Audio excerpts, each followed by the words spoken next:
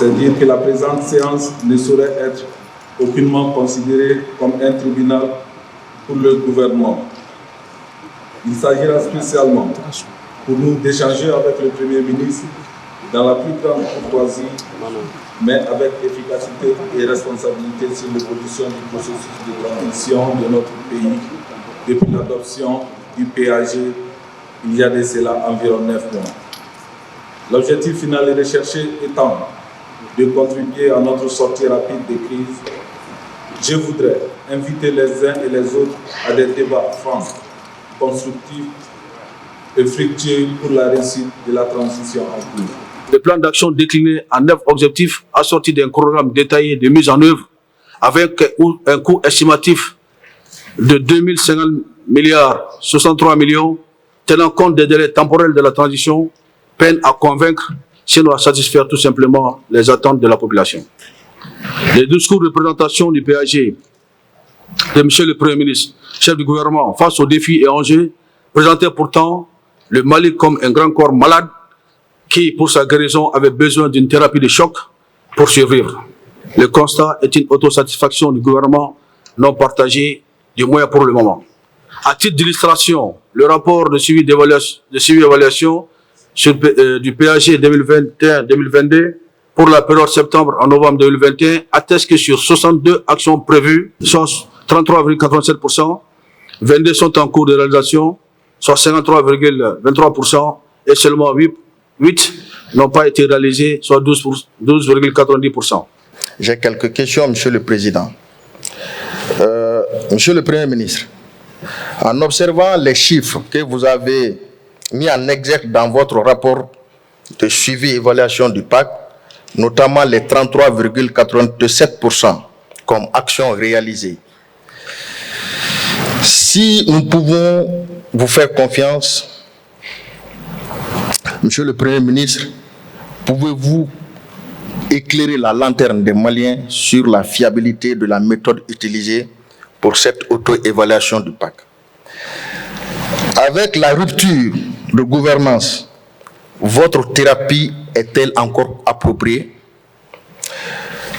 Monsieur le Premier ministre, avec seulement 33,87% des actions réalisées, pensez-vous que vous devrez continuer à bénéficier de notre soutien? Attacher des conditions des personnes en difficulté, où en sommes-nous avec la gestion des victimes de la zone aéroportière du Sénou, de la Comatex, de l'ICOMA, de l'usine de thé de Faraco, les compressés et les partants volontaires à la retraite, surtout le fonds de réinsertion et de la pension? Qu'en est-il du paiement des dettes intérieures pour soulager nos opérateurs économiques? Monsieur le Premier ministre, compte tenu de la montée en puissance de notre armée héroïque, emblématique, historique et patriotique, connue de tous, y compris la communauté internationale, avons-nous encore besoin d'une force d'occupation? Est-il nécessaire de renouveler le mandat de l'aménagement? Qu'en est-il du départ effectif des forces Barkhane et de Takuba? Qu'est-ce qui justifie encore la présence de la force Barkhane et Takuba au Mali après le communiqué du départ immédiat du gouvernement? Qu'en est-il du traité Serval? À quand le retrait du Mali du G5 Sahel par cohérence? La refondation du Mali exige de nouvelles institutions fortes et crédibles. La répétition est pédagogique, dit-on. Quel est aujourd'hui le chronogramme précis indiquant les différentes étapes pour la mise en place des organes de la refondation que sont l'adoption d'une nouvelle constitution par référendum, l'adoption d'une loi organique relative à la Cour constitutionnelle, la création de nouvelles circonscriptions territoriales, le calendrier des élections communales, locales, régionales, législatives et présidentielles, même si la loi électorale est à l'étude au Conseil national de transition traitant de l'organe unique de gestion des élections. Dites-nous tout, je dis bien tout, sur le scandale des logements sociaux. Que s'est-il passé à la CANAM? Que s'est-il passé à la police au point d'amener le ministre de la Sécurité à sortir de sa réserve et exiger une enquête. Monsieur le Premier ministre, nous avons tous dénoncé les manœuvres de l'ex-puissance coloniale, la France, et ses valets dans la sous-région.